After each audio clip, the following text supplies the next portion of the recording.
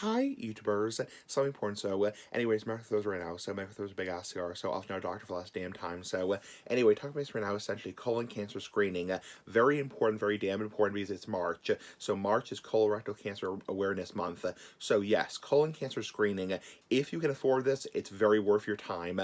Now, what is colon cancer screening? What the hell is it? Basically, what it is essentially when they screen your colon, your large intestine, your large bowel for evidence of colorectal cancer. Now, this is not for everybody, not necessarily, contrary to popular belief. Obviously, not a doctor for the last damn time.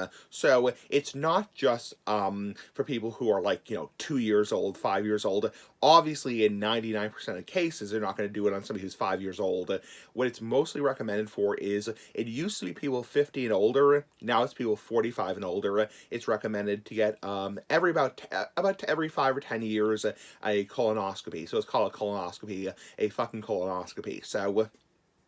Basically, that's what it is. And basically what they do is they take a scope, a very fine scope, they insert in your rectum or your anus, and basically they screen you for colorectal cancer called polyps. Now, I could spend, 25 minutes talking about this. I'm not going to do that crap, obviously, that shit, but basically they scan your colon or your large intestine, your large bowel for these little polyps that look like almost like little balloons, little water balloons, and basically if they find them, they remove them because polyps take in general about a number of years to become cancerous. They're called benign polyps, and they can become potentially cancerous or suspicious. So you want to remove them as soon as possible. Obviously, you should start colon cancer screening, obviously, clearly at age 45. If you have risk factors, and obviously I'm not a doctor, I'm not a fucking doctor, but if you have risk factors, like a family history, more specifically, a first blood relative or first degree relative, it's recommended you start screening around age 35 to 40. And if the person who was diagnosed is diagnosed very young, for example, you had a brother who was diagnosed at 25, they'd actually recommend screening you at 15 years old. Anyway, that's the crap they do. Now the barriers to colonoscopy is obviously the cost, because not everybody is lucky to have great insurance. I have very good insurance, lucky me, but unfortunately not a lot of people have great insurance, and that's one of the barriers. Another barrier is time off from work.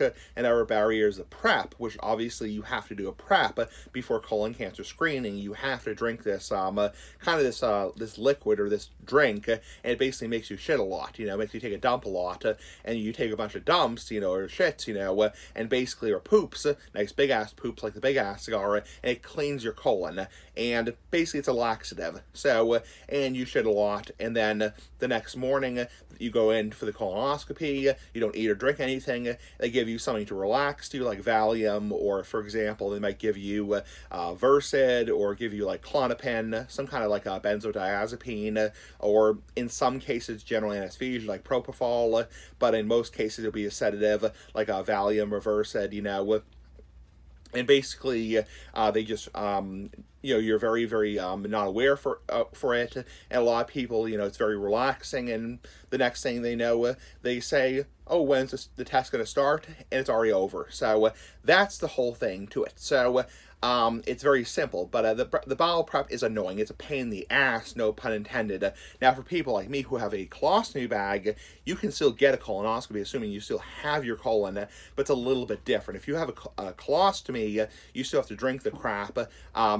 But in terms of the actual scope, for people with an ostomy bag, they actually insert a catheter into your stoma itself, not into your penis, but into your stoma itself, and that's how basically they do the scope. But most people go to the bathroom through their anus, not through their their